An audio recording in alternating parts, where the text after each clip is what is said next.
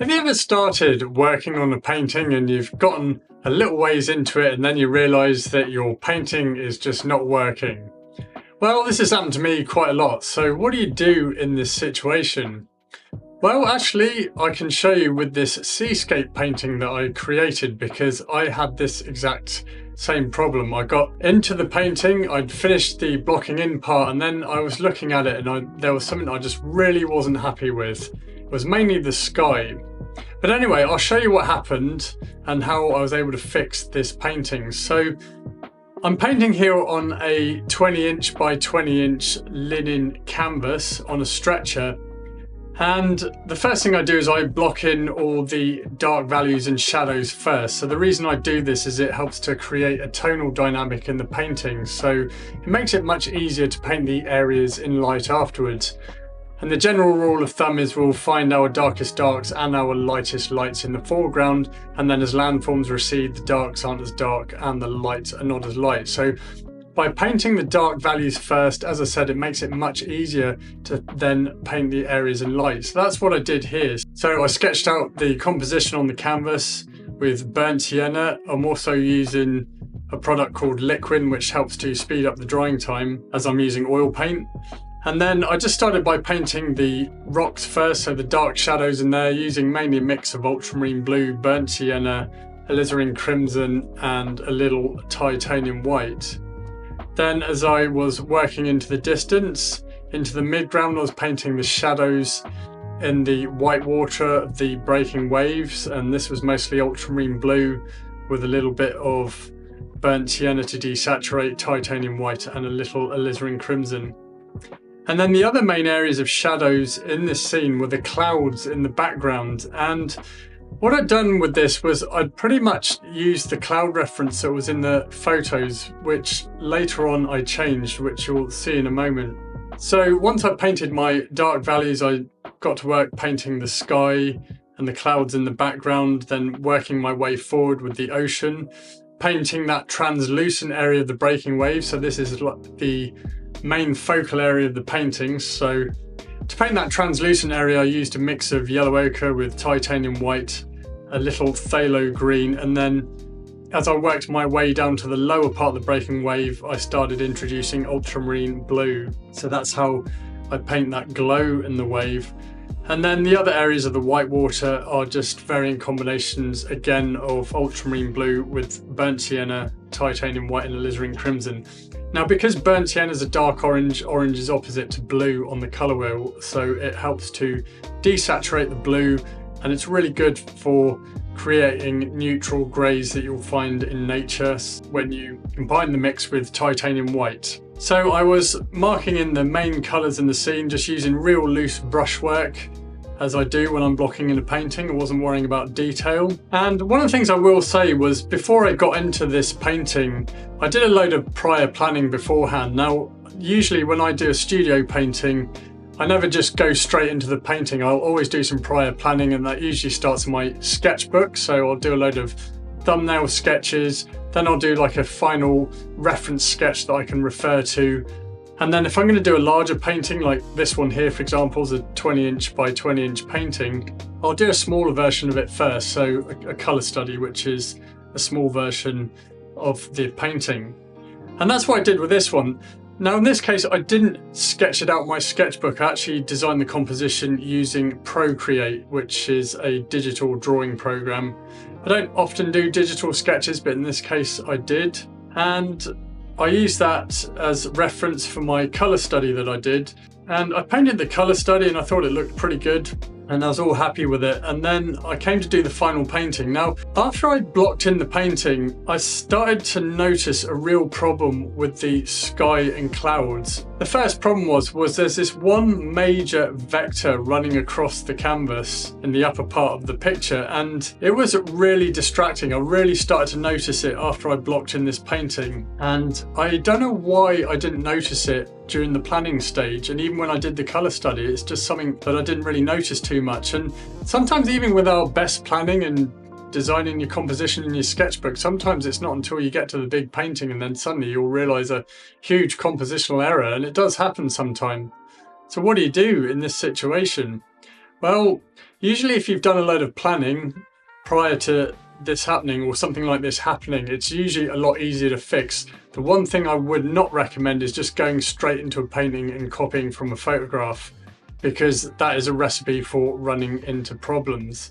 So it's fine to use photographs. I use loads of them for when I do paintings, but I take the best bits out of them and I design a composition from that. Because at the end of the day, we're artists, so we're trying to create a painting. We're not trying to create a photograph. But anyway, the other main issue I was having with the sky here was it just looked boring. We got quite dramatic breaking waves and rocks and spills and crashing water and all that in the midground and foreground, but just the sky in the background, it just really looked uninteresting. So I left this painting for a while, and actually just time went by and I kept looking at it and thinking, I need to do something with the sky here, I need to work on this painting. But it was just like one of those things, the longer I left the painting, the more difficult it got for me to get back into it again. Hey, I hope you're enjoying the video so far. Now, let me ask you something. Are you struggling with your paintings? Are your compositions, tonal values, or colour mixing holding you back from creating beautiful paintings that you'd imagined? Also, do you want to sell your art, but you're not able to get to that standard where you'd be able to sell them?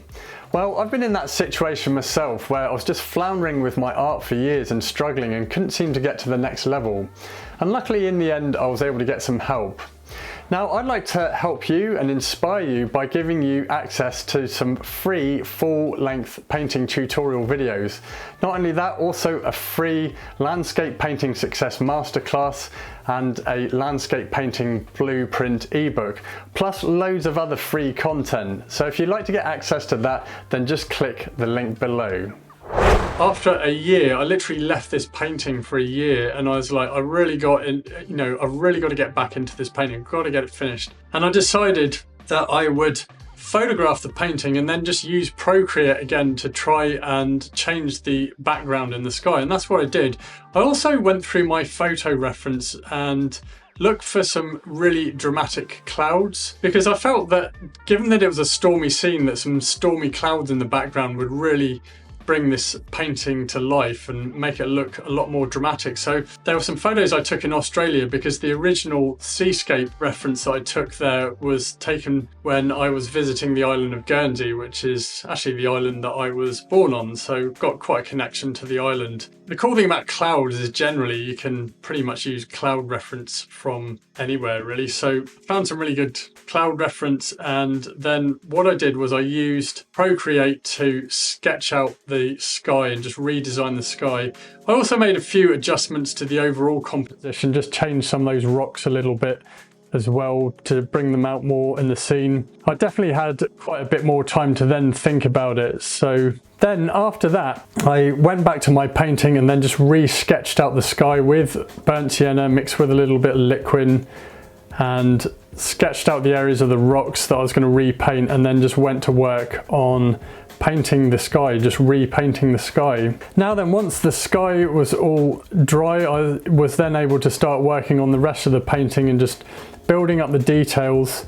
And I worked on this painting over quite a few sessions. Generally with a lot of this painting, and especially a painting this size, I was having to wait in between layers so that it could dry, and then I can come back and work layers over the top. But overall, I didn't want an overly detailed painting either. I wanted to have some of it sort of relatively loose and painterly, but you know, regardless, once you start doing bigger paintings, they take longer to complete. But as I was working through the painting, I was just building up the detail in the ocean, the breaking wave, painting those foam patterns, for example. Another thing I wanted to do with this painting was really emphasize the light on the breaking wave. So one of the ways we can do that to really make it pop is to hold off on the tones and save your lightest tones until the end of the painting. So when I'm painting the light on the ocean, I'm actually keeping it a bit tonally darker to start with. And I can do this by mixing in a little bit of ultramarine blue with burnt sienna and a little bit of alizarin crimson, and just keep the white darker. And then as I add progressive layers, I can add lighter layers of paint. And I did this across the board really with the whole painting, so that in the end, I'm saving my lightest values until the very end of the painting. And this is where I added my final highlights. not only to the breaking waves and the white water in the foreground, but also the rocks as well, adding things like little details, like just areas of the rocks that are wet, you know, they've been splashed with water, so some of the corners of those rocks are glistening in the direct sunlight.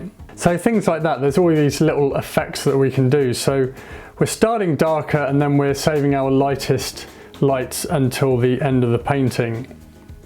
There's also some other cool effects you can do with Seascape, such as painting the illusion of mist and spray coming off the tops of the breaking waves.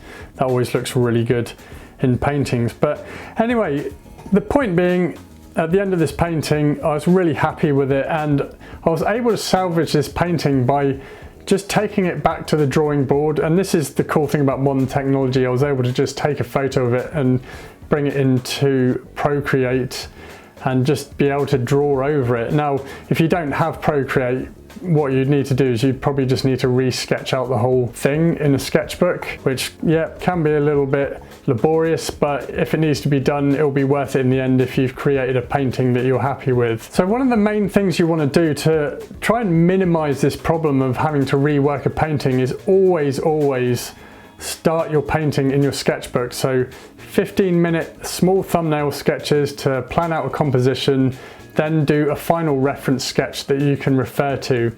If you're going to do a bigger painting, do a colour study. So this is just a small painting, and it's not a waste doing a colour study because you'll be able to see the road ahead.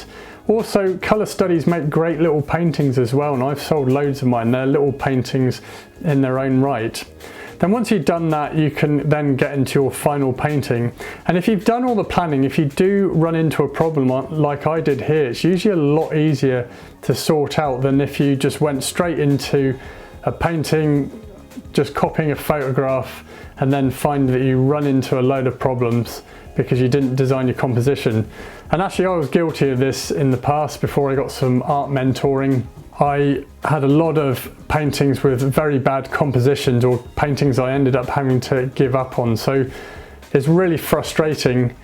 It's best to do your sketching and planning in your sketchbook to start with, and you'll actually save yourself loads of time with failed paintings. So I hope this helps, and I hope it gives you some inspiration on how you can fix a painting that's not working. Thanks for watching. Hope you enjoyed this video, and I'll see you in the next one.